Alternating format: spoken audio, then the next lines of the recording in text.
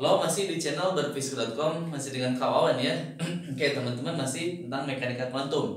Ini tentang berkaitan problem ya, permasalahan di dalam fungsi gelombang. Oke. Jadi kita belum masuk ke materi persamaan Schrödinger ya, bebas waktu ataupun tidak bebas waktu, belum ya. Jadi kita masih tentang persamaan gelombang ya.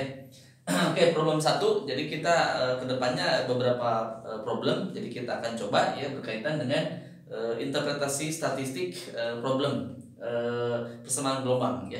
Oke, jadi ada sebuah fungsi seperti ini ya, diberikan katanya ya, dengan a lambda dan omeganya bilangan real positif ya. Nah, pertanyaannya adalah normalisasikan psi. Oke, tentukan nilai harapan atau harga ekspektasi dari x, kemudian harga ekspektasi dari x kuadrat. Oke, nomor c nya standar deviasi sigma teman-teman ya. Oke. Nah, kemudian sketsa grafik dari probabilitasnya ya, sketsa dari psi kuadratnya seperti apa sebagai fungsi x ya. Kemudian titik-titik x harga harapannya ditambah psi dan dikurangi sigma, plus sigma dan min sigmanya kita tandai ya di arah sumbu x-nya untuk mengilustrasikan probabilitas atau kemungkinannya dari persebaran dalam X-nya ya, persebaran datanya. Nah, kemudian setelah kita tahu grafiknya, mungkinkah partikel ditemukan di luar rentang ini, di luar rentang plus sigma dan min sigma ya. Oke. Nah, teman-teman, kita kembali ke normalisasi. Ya, normalisasi kita jawab nomor A ya. Normalisasi itu adalah suatu keadaan di mana probabilitasnya itu ada ya. Oke. Berarti integral dari min hingga sampai hingga ya, dari fungsi gelombangnya dikuadratkan. Nah, teman-teman, karena di sini normalisasi dia tidak bergantung dengan waktu. Jadi variabel imajiner yang waktunya ini bisa kita anggap konstan ya, konstan dan nilainya 1 ya, karena nanti nilainya di sini 1. Jadi fungsi dikali 1 itu adalah 1. Fungsinya harus 1 ya, ini yang 1.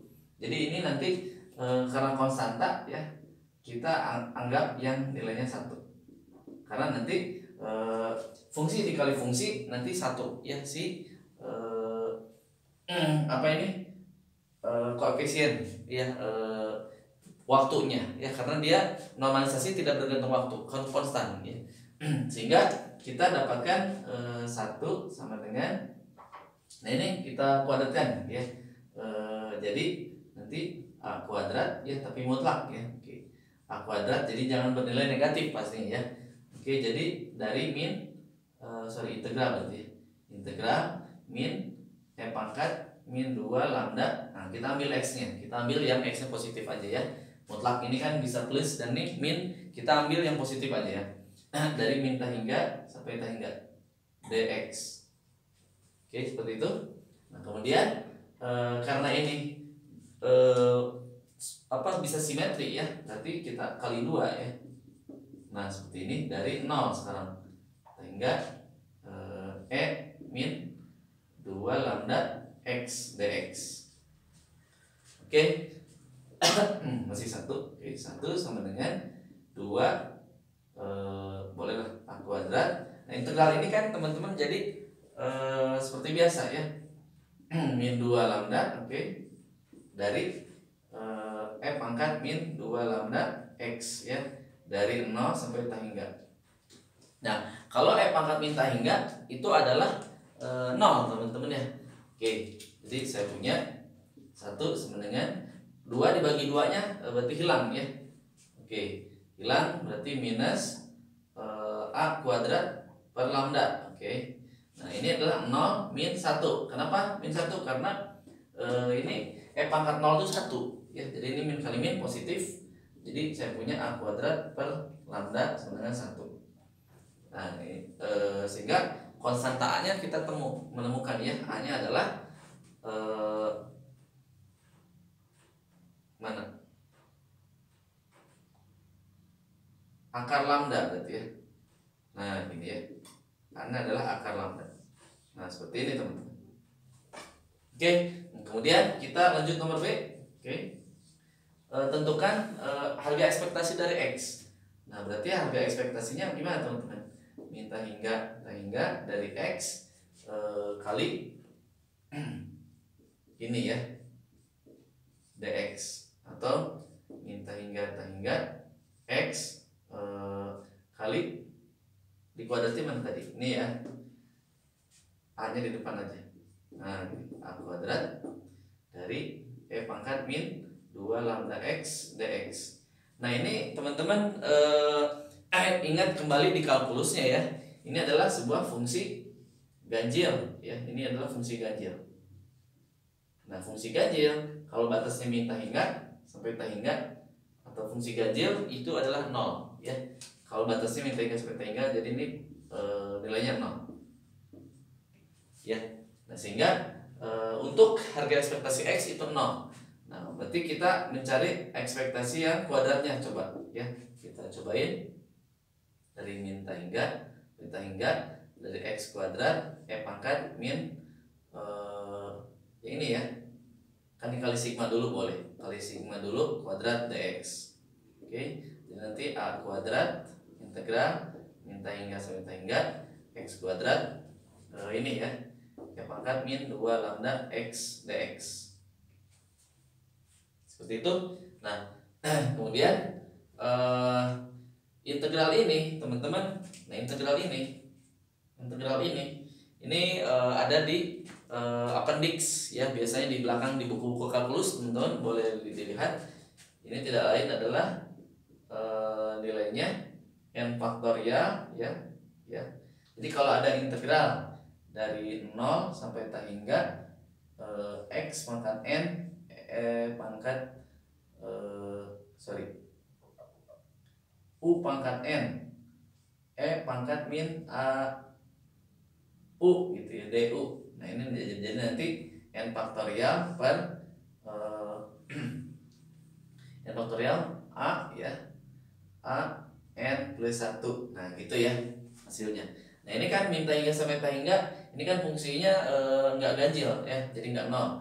Berarti dikali 2 dulu. Kalau dikali 2 dulu ya, dikali 2 dulu, jadi batasnya 0 sampai hingga ya, dari X kuadrat E min 2 lambda X dx.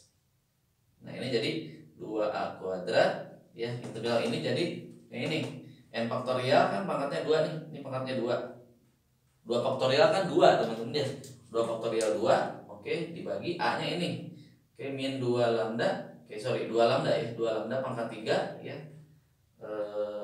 seperti itu.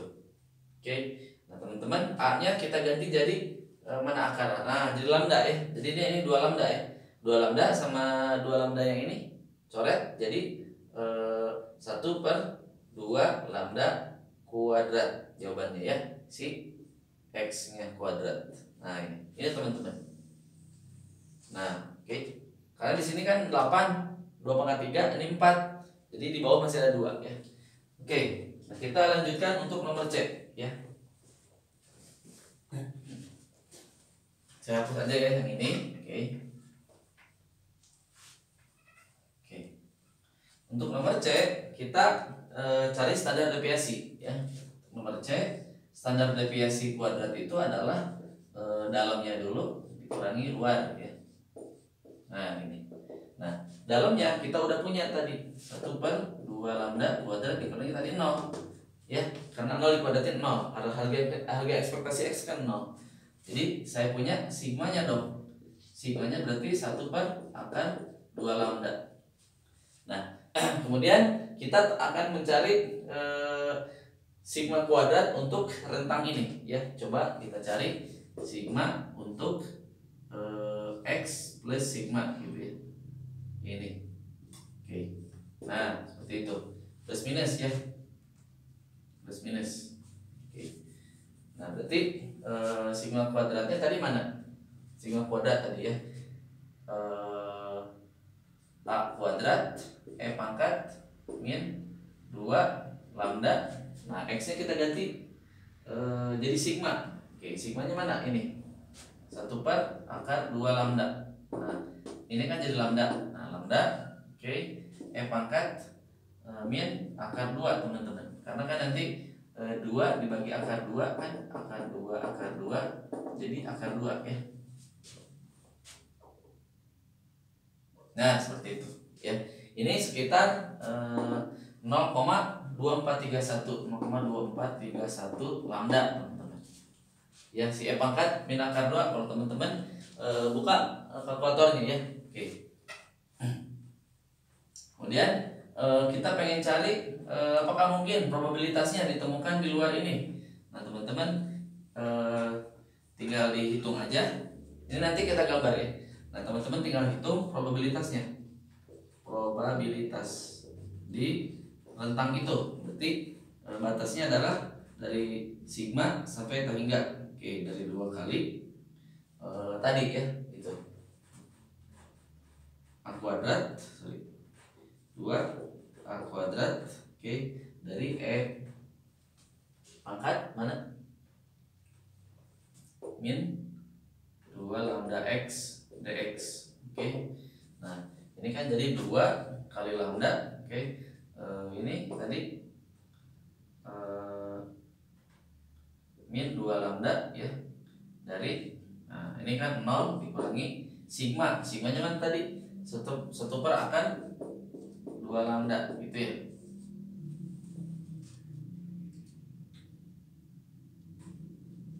E pangkat 0. Oh iya, E pangkat 0 kan 1 ya. Sorry. Oke. Oke. Nah, E pangkat 0 kan dikurangi E pangkat minta hingga kan 0 dikurangi E pangkat min 2 lambda dibagi berapa? X nya sigma. Sigmanya tadi mana?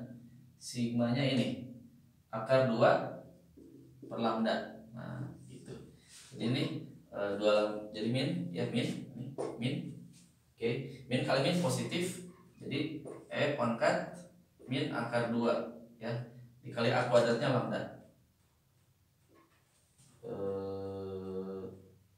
Sorry, udah nggak ada nih, udah nggak ada ya. Jadi ini 0,2431. Nah, jadi peluangnya adalah peluang sekitar 24%-an ya, di luar rentang itu.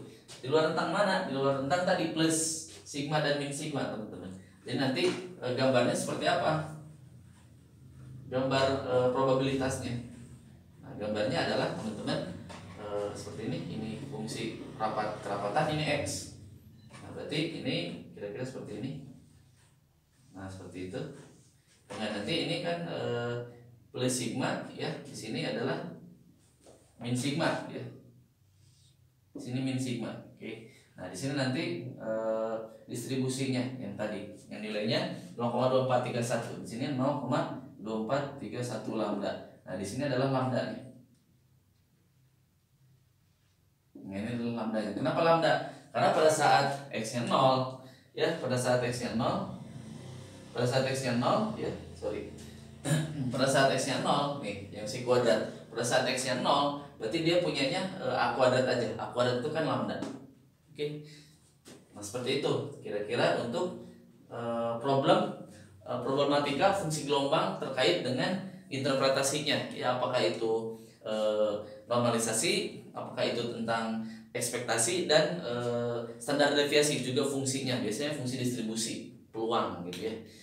Jadi di dalam penyelesaian ya mekanika kuantum ini kebanyakannya tentang integral, teman-teman. Jadi teman-teman harus familiar tentang mengintegralkan integral tak wajar. Jadi buka kembali buku kalkulusnya ya.